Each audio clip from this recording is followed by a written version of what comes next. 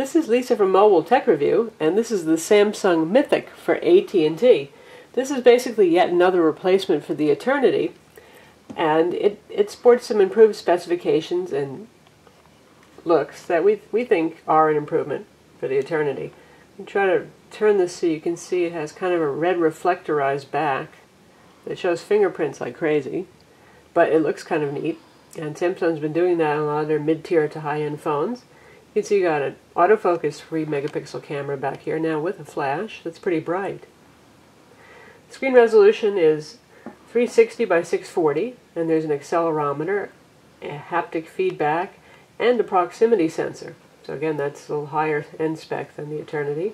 We still have the Touchwiz Ui. You can touch here to bring up your icon strip, and you really can't launch anything directly from here, but you can tap on these to move them to your desktop, and you have 3 virtual desktops.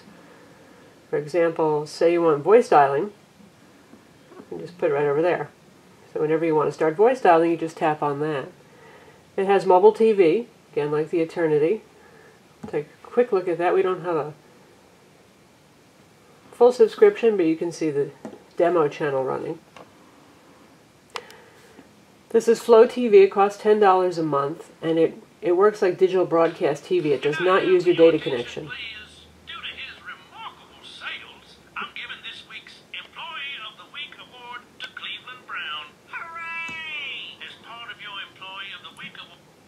There are about 12 channels available on mobile TV. Again, it does not use your data connection. It's available only in cities where Flow TV is available. You can visit AT&T's website to find out about that. So as you can see, you've got several desktops here. I've got a calendar widget here. I've got a music control widget. This has a music player. Fairly good built-in speaker too. Speakers on the back here under this little grill. We'll take a look at some of the other applications. It has a GPS, so it works with AT&T Navigator.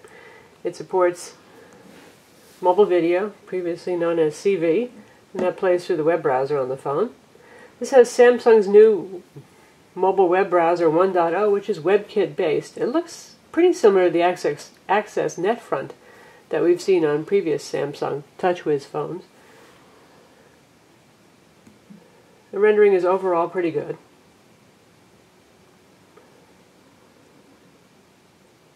And here we're going to watch a video from AT&T's mobile video service. It's included with the data plan. It's also quite good. It used to be that mobile TV, Flow TV, was higher quality than what you could get over streaming data connection here, but as you can see, the quality is quite similar now. Though this is a feature phone and not a smartphone, it can do quite a few things that used to be only smartphones can do. You can play locally stored video, for example. It's not quite as snappy as the previous Samsung Eternity, for whatever reason, but it does a fine job playing video. So we're going to scroll down to our SD card where we put some movies. And first we'll take a look at a WMV file. It's in QVGA resolution.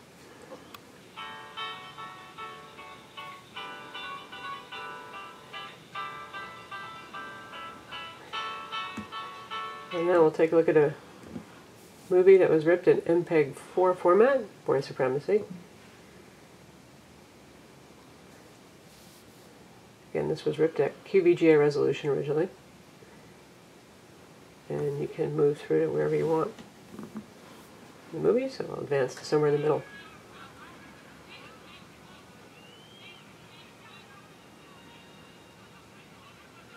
And you can stretch it to fill the screen. It can maintain aspect ratio or play in original resolution.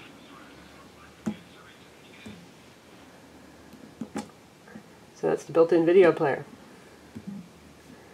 Take a quick look at the music player, which really hasn't changed since the Samsung Eternity and Samsung Impression very much. I've also got a bunch of AT&T music services here, like Music ID, XM Radio, Music Shopping. Let's take a look at something that we have on our card so you can see the user interface. If we had album art, it would show here, which we don't for this particular song. The sound is quite good, as it has been on the Samsung Eternity and the Impression. It makes a nice mobile music player. The the micro SD card slot is underneath the battery door. Happily, you don't have to remove the battery anymore to get to it though. Peel the back off. And here's the somewhat fiddly, but at least more accessible micro SD card slot, and it's compatible with SDHC cards. Before we close, we'll take a quick look at the controls on the phone here. You have your call, send, and end buttons. The end button doubles as the power button if you press and hold it.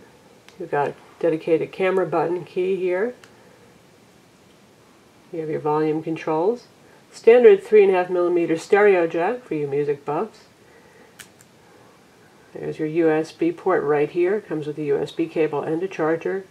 Does not come with a headset, but since that's a standard jack, shouldn't be too much of a problem. And here is the microphone here for when you're speaking on the phone. So that's the Samsung Mythic, available now on AT&T for $199, and I'm Lisa for Mobile Tech Review.